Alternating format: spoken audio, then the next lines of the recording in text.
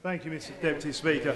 Over the last few years, one of the things I've heard most from business, whether it's been through the FSB, through the Chamber of Commerce or individual businesses that I've dealt with in business myself or as a parliamentary candidate and in the last 10 months or so as a Member of Parliament, is that there is too much regulation on business. My honourable friend, the Member for Northampton South, made this point extremely well early on. It cannot be underestimated just how much of a predicament that gives to business to grow.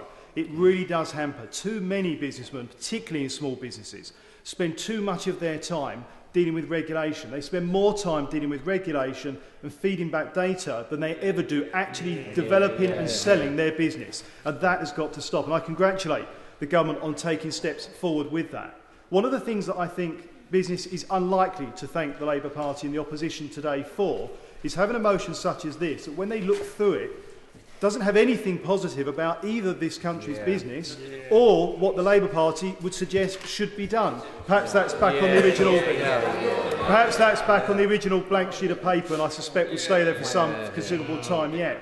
What business is more interested in is not the clunking fist of Whitehall that pulls a lever and delivers a box that they have to fit into through some fictionally created RDA that simply wasn't delivering, but actually the chance they've now had to develop their own destiny. Businesses in my area, the New Anglia LEP, are excited about the opportunities that are there for Norfolk and Suffolk working together through this new local enterprise partnership, because it's something they've designed and they've brought forward themselves, and it is led by the business community, not a government type of quango, not something directed from Whitehall, but it's what they want, working on the issues they want to work on, and that is hugely important to them. It's why organisations ranging from Adnams and the FSB through the energy industry and Lotus, organisations like that, are excited about what this can deliver. And it's been fantastic to see businesses working together and with local authorities to deliver that LEP for our area. And the key to it is the L in LEP. It's local. It can look at what Norfolk and Suffolk wants. It can look at what it needs, which is why it is able to focus so correctly on things like tourism, one of the industries that can create jobs and develop the economy quicker and cheaper than almost any other, but also energy. And it is hugely important to our region that we develop that energy industry. The energy industry in our area is represented largely by an organisation called the East of England Energy Group, which brings together private companies who fund it, support it and work together within it. And the LEP has recognised that and is working with the energy industry. And one of the shortages we've got is on skills.